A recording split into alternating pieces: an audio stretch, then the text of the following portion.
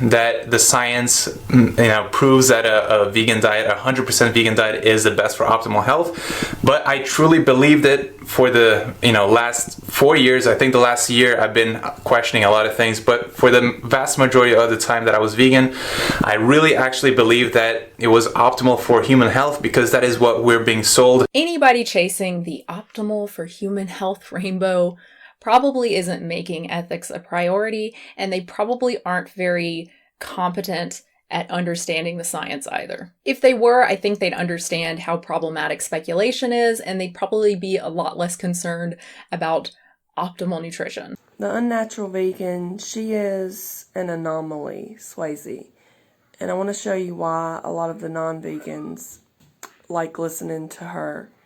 When it comes to nutrition, she can be pretty much consistent and rational most of the time. And I say most of the time because it's not all of the time.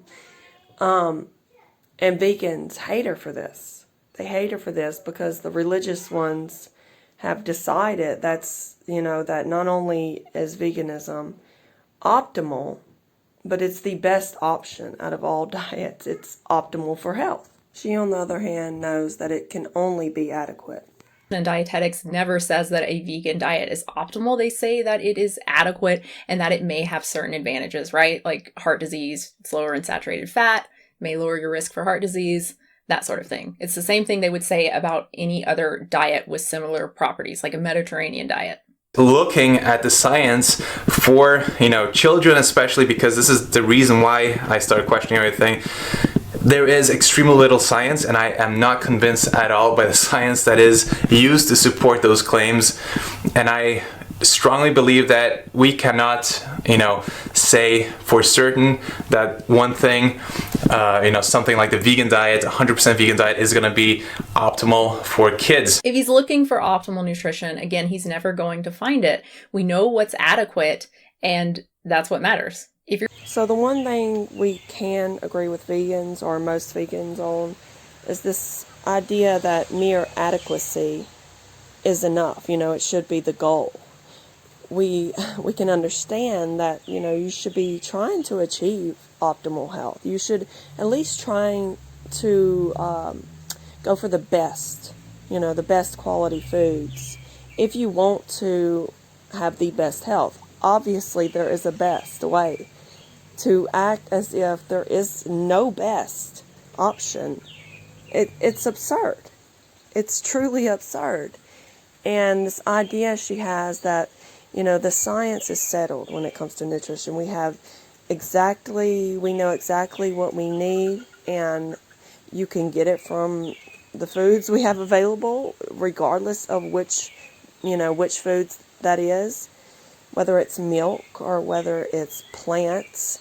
If you can get the same nutrients, it's the same exact thing. It obviously isn't the same thing. There are so many factors when it comes to nutrition.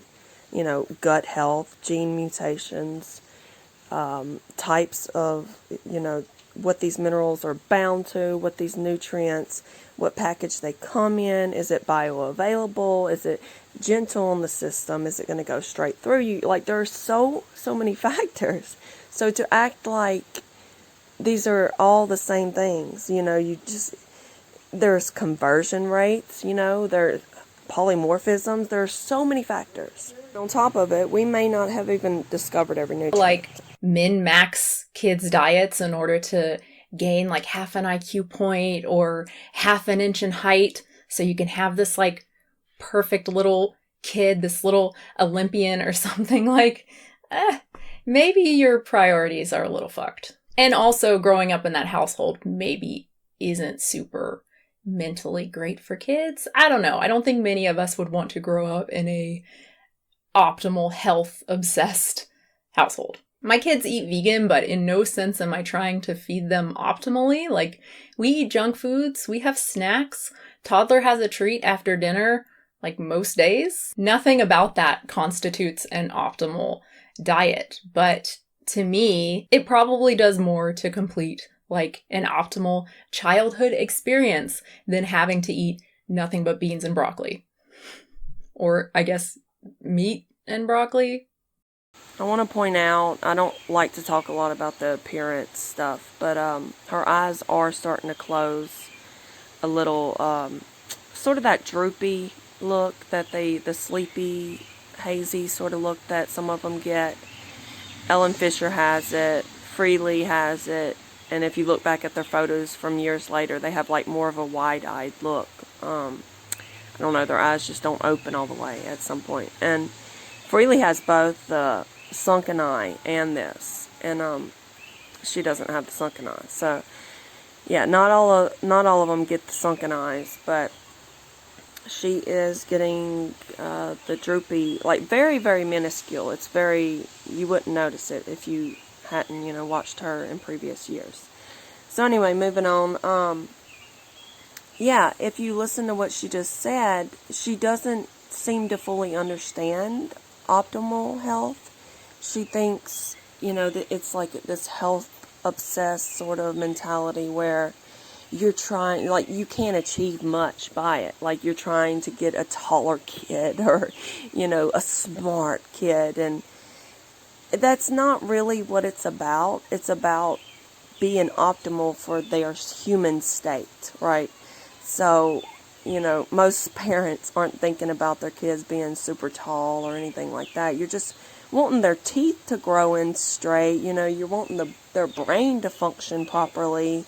You want, you know what I mean? Like, I don't understand how this is hard to comprehend. But I think because she doesn't believe that this is possible. She doesn't believe, like, you can heal symptoms. You can, like, heal your body in any way with food. So this is just an absurd idea to her, I guess. And this is all coming from someone who gets concepts that most vegans don't. Like, she understands that it's not just B12, that you're having to supplement with a lot of things. Minerals are an issue with a vegan diet. There's D3 that's an issue. There's your omegas, choline. There are certain nutrients that she acknowledges are very hard to come by with just plant foods, and that they're hard, it's hard to get the conversions that you need as well, even when you are eating those foods. She comprehends these things, and yet she's acting as if taking supplements is the equivalent to eating eggs or drinking raw milk. You're getting bioavailable, gentle, full package nutrition. Like, it's coming in a full package with everything, like a multivitamin, except it's better absorbed by the body. So the fact that she gets this stuff and then has the nerve to act as if there is no optimal situation, there's no best way to do this, it doesn't make rational sense to me. Like, how though? How can you say that having every nutrient you need in one drink, taking that into the body, and it being readily absorbed, you don't have to convert anything, you don't have to worry about gut health, gene mutations, you don't have to worry about any of that, it will be absorbed. Your body will take it in and utilize that right away. How is that not better than taking a supplement or, eating plant foods where you're pooping out most of it, to be honest? So it's obviously better. And she acknowledges that it's not about health, There are certain vegans that will acknowledge it's about the ethics. If you can have something that's adequate, which is basically a survival diet, right? That's what veganism is. That's all it's going to give you is like a survivalist. You'll make it through until you can get real nutrition, which is your animal foods. And I'm sorry to use Joey Crazy Eyes here, but this is like, how can you not see it? I've seen other vegans look at him and be like, what's wrong? He looks normal. He looks just like he did years ago. How can you not see that there's no fat anywhere? There's no cartilage. There's no collagen. There's no tissue, like the youthful tissue people have, even elderly people have. They have tissue still on their face, even if it starts drooping and whatnot. it's still there because they're eating all of these nutrients that maintain this stuff. And believe me, if the tissue on your face is no longer there, it's no longer there elsewhere. And lots of other things are going on. It's not just this. It's happening in your bones. It's happening in your joints. It's happening in your teeth, in your brain. So, yeah, this optimal health idea that she assumes is so irrational. Like people are just feeding their kids broccoli every day and beef, We're not all doing that, basically. I know some people are doing some extreme things. I mean, look at fruitarianism and raw veganism, and, maybe some people are giving their kids carnivore diets, but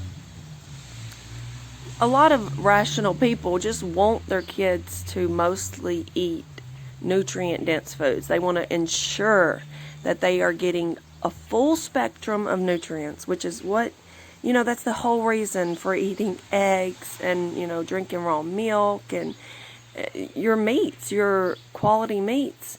You're getting almost everything you need, right? You only have to fill in a few gaps with some vegetables, right? So how does this not make sense? How, you're working so hard just to be vegan. You're working so hard just to reach a level of adequacy. It's not optimal. It will never be optimal. She acknowledges this. It can only ever be adequate. You can only ever get, so much iron converted if it's not heme. So that's just, one tiny example. And as I said before, there could be nutrients that we don't even know, we haven't even discovered yet. And all we can do as parents, those of us who have seen the health fail, and, one of our children, and then we've seen the next one eat superbly, and just my 20-month-old is talking almost in full sentences. He repeats every word. This is coming after, my middle son is still in speech. And of course, that wasn't entirely diet. I'm not going to get into that right now. But that has an effect. It has an effect on brain health, on neurological, all of these things. And you see all these kids nowadays who are picky eaters, quote unquote, which mostly that's sensory. For a lot of them, it's just undiagnosed sensory issues. Granted, I do know, I don't want to be jumped on again. I do know there are picky eaters. That's a thing, even if everything else is normal.